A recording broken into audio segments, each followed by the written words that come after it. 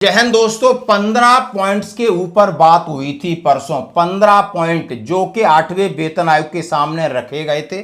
Detail discussion हुई, किस किस ने डिस्कशन की, 1.5 घंटे डिस्कशन चली और वो 15 पॉइंट कौन से हैं और उनका आभार व्यक्त किया। और उन्होंने कहा है कि जो हमने मेमोरेंडम भेजा था और उसके ऊपर डिटेल डिस्कशन हुई है और पॉजिटिव रिस्पॉन्स मिला है। और ये ही बहुत महत्वपूर्ण बैठक, मैंने जैसा कल कहा था, और आगे भी इन्हीं से बातचीत होगी। और जितना भी बातचीत हो, जितने भी मेमोरेंडम आए, लेकिन कॉमन चीजें हैं वो निकल के यहीं से आएंगी। और वो कॉमन चीज है कि आपकी सैलरी कितनी बढ़ेगी, आपकी पेंशन कितनी बढ़ेगी, ये मेन चीज होगी। और सबको इस बात का उम्मीद रहती है कि आखिर ये किस प्रकार की लड़ाई लड़ेंगे।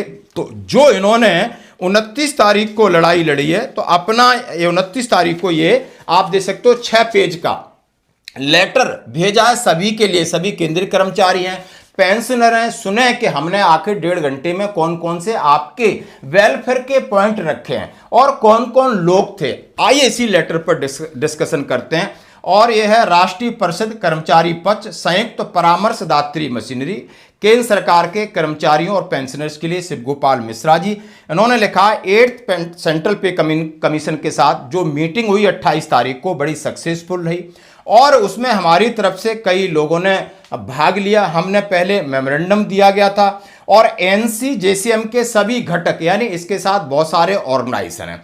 अब इन्होंने नाम लिखा है, आप देख सकते हो, रघवैया सर का है, भोसले सर हैं, गुमान सिंह हैं, श्री कुमार हैं, तपन घोष हैं, रूपक सरकार है, खड़से हैं, बीसी शर्मा, ये अलग अलग हैं। और उन्होंने कहा है कि चेयरपर्सन थी प्रोफेसर पुलक घोष थे और श्री पंकज जैन, यानी जितने उनके सीनियर डेलीगेशन थे, अध्यक्षा जस्टिस रंजना प्रकाश देसाई और सभी लोग थे जो कि बिल्कुल कहते ना बॉस। और उनके सामने, क्योंकि उन्हें पता था कि जो इनके साथ एनसीजेसीएम की मीटिंग है और इसके सचिव उन्होंने कहा चेयरपर्सन कैबिनेट सचिव हैं, तो इस बात को भी उन्होंने गंभीरता से लिया।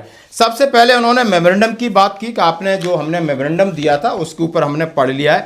और साथ में फिर अपना इंट्रोडक्शन दिया कि जेसीएम स्टाफ साइड अभी तक क्या क्या काम करती आई है कर्मचारियों के हितों के लिए, कर्मचारियों के यानी वेलफेयर्स के लिए, और ये हमारा राइट्स है और सरकार ने हमें अधिकृत किया है।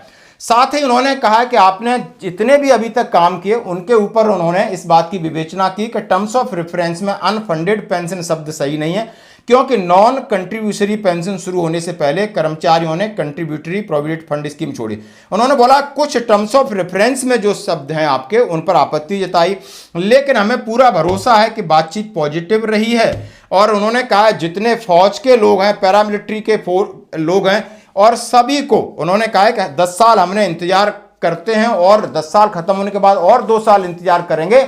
और जितनी हमारी उम्मीदें हैं, मांगे, हम आपके सामने अब सिलसिलेवार तरीके से इनके ऊपर डिस्कशन करना चाहते हैं। अब इन्होंने जिस तरीके से डिस्कशन किया वो 15 प्रमुख मांगे थी। जरा मांगों के बारे में, जैसे minimum wage fitment factor, merger of pay scale, rate of increment, 5 promotions, benefit, allowances, advance leave in cash, CGISS, accidental death,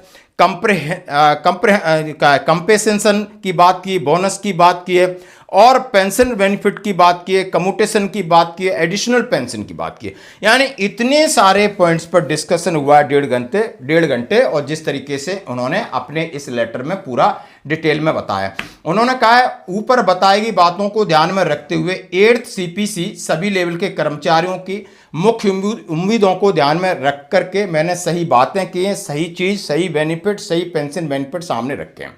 न्यूनतम वेतन यानी मिनिमम वेज की बात की। स्टाफ साइड ने माता पिता समेत 5 यूनिट परिवार को लिया है, जिसमें ICMR ने एवरेज 3490 कैलोरी हर दिन रिकमेंड किया है। उसी हिसाब से हमने मिनिमम पे कैलकुलेट करते समय यानी सब चीज़ों को ध्यान में रखा हुआ है, और जो 5 यूनिट के हिसाब से 69,000 निकला है। और जिसके साथ और हमने सारे जो नोट्स भी इसमें साथ लगाए कि आखिर इसका आधार क्या है, यानी मिनिमम वेज 69,000 का, कैलोरी का, खाने का, पीने का, किस हिसाब से, मैंने सारे एविडेंस जो गवर्नमेंट जिस तरीके से गवर्नमेंट के पास है वो हमने लगा दिए और हमने जस्टिफाई कर दिया, ये बात पक्की है। इससे फिटमेंट फैक्टर की बात की कि मिनिमम सैलरी 18,000 से बढ़कर 69,000 कर दी गई है। इससे फिटमेंट फैक्टर 3.833 गुना है। इसलिए मौजूदा कर्मचारियों की सैलरी तय करने, मौजूदा पेंशनर की पेंशन बढ़ाने के लिए आपको 3.833 फिटमेंट फैक्टर माना गया है और यह हमने जस्टिफाई कर दिया। वेतनमानों का विलय, पे स्केल की संख्या कम करने, हर कैटेगरी के लिए जरूरी एजुकेशनल क्वालिफिकेशन, स्किल, अनुभव, एक्सपोजर वगैरह को ध्यान में रखते हुए इसके पे मर्जर का प्रस्ताव रखा है। 8th पे कमीशन इस पर विचार कर सकता है। वेतन वृद्धि की दर जो कि 3% थी उसको 6% करने का प्रस्ताव हमने रखा है और उनको हमने जस्टिफाई किया है। 5 प्रमोशन एसीपी यानी एमएससीपी जैसा आप समझ सकते हो एसीपी है, उसके लिए उन्होंने 5 प्रमोशन की बात की। सेना में जैसे 3 प्रमोशन मिलते हैं वहां 5 प्रमोशन की बात की। प्रमोशन पर फिक्सेशन बेनिफिट यानी जब प्रमोशन होता है तो जब उसको अगला प्रमोशन उसको फिक्स करके उसका बेनिफिट दिया जाए, इंक्रीमेंट के तौर पर नहीं। भत्ते, सभी अलाउंसेस 3 गुने बढ़ाए जा सकते हैं, चाहे आपका एचआरए है, आपका सी है, आपका रिस्क अलाउंस है, वो उन्होंने उसको जस्टिफिकेशन उन्होंने दिया है और सभी अलाउंसेस डीए बढ़ोतरी से जुड़े जाएंगे, यानी हर एक अलाउंसेस पर आपको डीए का फायदा मिलना चाहिए। और उन्होंने कहा है यदि किसी कर्मचारी को एडवांस अपनी पैसे चाहिए, एडवांस अपनी पे चाहिए, उसके ऊपर उन्होंने कहा है रिकवरी और इंटरेस्ट की बात की है।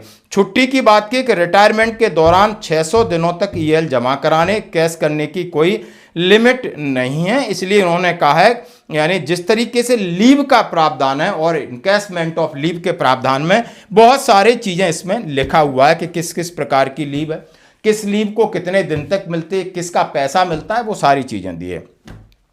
स्टाफ साइड द्वारा सब्सक्रिप्शन और इंश्योरेंस कवरेज के लिए उन्होंने कहा केंद्रीय कर्मचारियों को इंश्योरेंस कवरेज की बात की है और उन्होंने कहा एक्स ग्रेसिया पेमेंट, यदि कोई आकस्मिक एक्सीडेंटल डेथ हो जाती उसको 2 करोड़ तक उन्होंने करने की बात की है। अनुकंपा नियुक्ति की बात की है और सीधे सीधे बोनस की बात की है, यानी बोनस की लिमिट को हटा देना चाहिए। ये 6वें वेतन आयोग के हिसाब से अभी तक आपको 7,000 जो बोनस मिल रहा है। एनपीएस और यूपीएस के साथ उन्होंने कहा है कि इसके साथ आपको सुधार करना होगा और नहीं तो आप इसको विड्रॉल करके नई स्कीम ला सकते हो।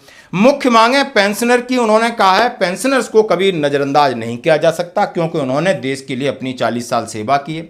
उनकी पेंशन का रिवीजन करने की जरूरत है और सिविलियन कर्मचारी हों, वन रैंक वन पेंशन का कॉन्सेप्ट हो, 8th पे कमीशन में रिकमेंड किया जा सकता है। 11 साल बाद कम्यूटेड पेंशन को फिर से शुरू करना, हर 5 साल बाद पेंशन को बढ़ाना, ग्रेचुटी प्रपोजल की सीलिंग हाइट, स्टाफ साइड द्वारा पेंशन और फैमिली पेंशन रेट पर फिर से विचार किया जा सकता है, यानी आपकी पेंशन को फैमिली पेंशन में कन्वर्ट करने के लिए एज, यानी जितने पेंशन बेनिफिट हैं और वो सामाजिक जिम्मेदारी को देखते हुए उन्होंने सामने रखे। स्टाफ साइड को समय कम मिलने की वजह से ऊपर दिए गए बड़े मुद्दों पर हमारी प्रेजेंटेशन थोड़े कम रही लेकिन आगे भी जारी रहेगी। सभी विचार और प्रेजेंटेशन का जवाब देते हुए चेयरपर्सन ने यह भरोसा दिलाया।